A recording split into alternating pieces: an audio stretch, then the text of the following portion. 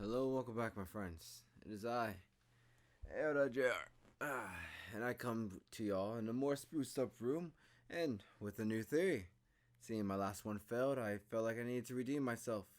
So, I'm gonna tell y'all a tale. In the DnD spirit and the belated Christmas, I shall now sit here by a campfire and a more spruced up room to let y'all know about my fellow friend and fellow murder hobo, Newton. This is the 26th of D&D December, and I hope all y'all had an amazing holiday.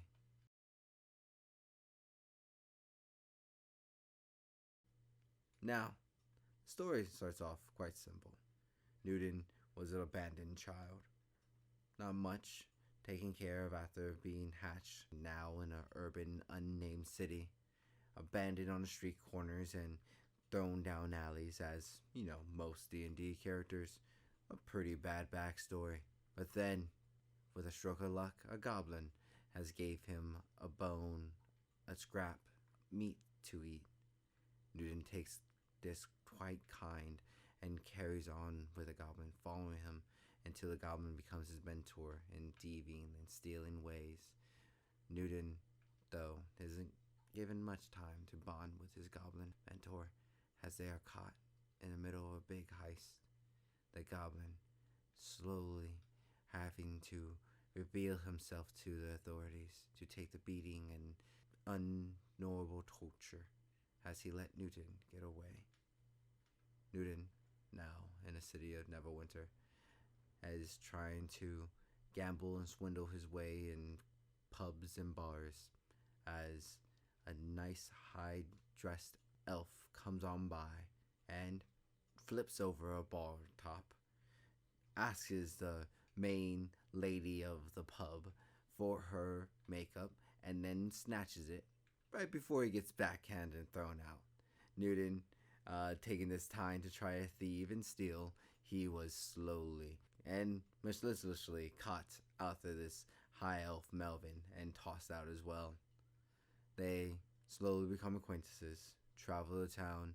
Newton shows him his ins and outs and what he thought. They meet two different shop owners in the town's shopping district. One, an orc named Ront. Another, a half-elf named Linda.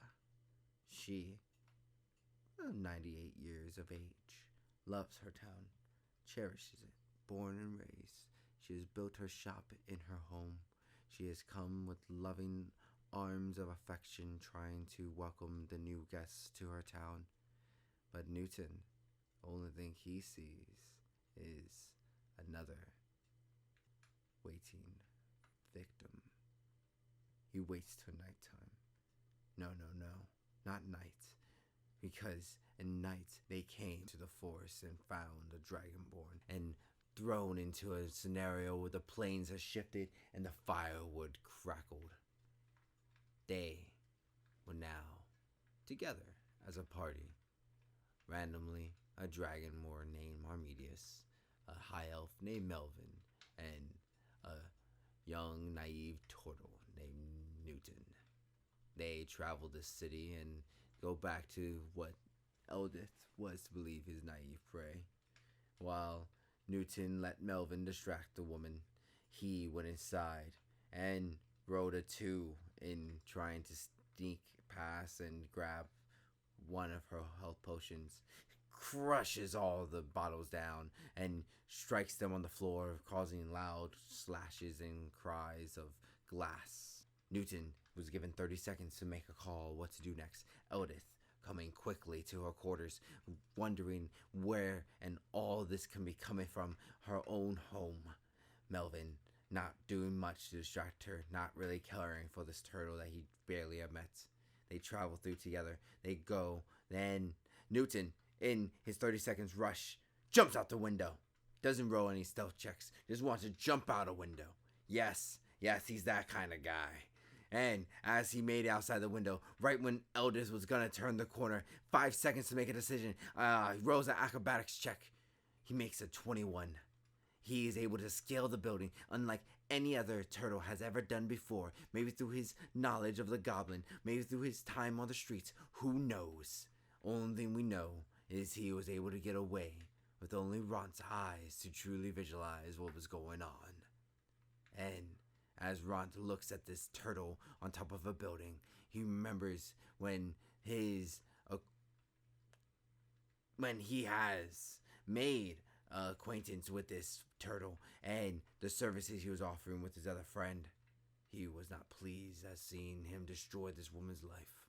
Ront, being a worn, torn man through a mercenary life in the Neverwinter's area, he only wanted revenge, and in such pulled out his sickle and long sword from behind the desk and started marching forward. Thankfully, Melvin had a plan. He left. He ran into the carriage that they had awaiting them, and he dipped to another area. As Newton slowly and quickly ran behind, Runt throws a jar of poison at his face. Newton, making an acrobatics check,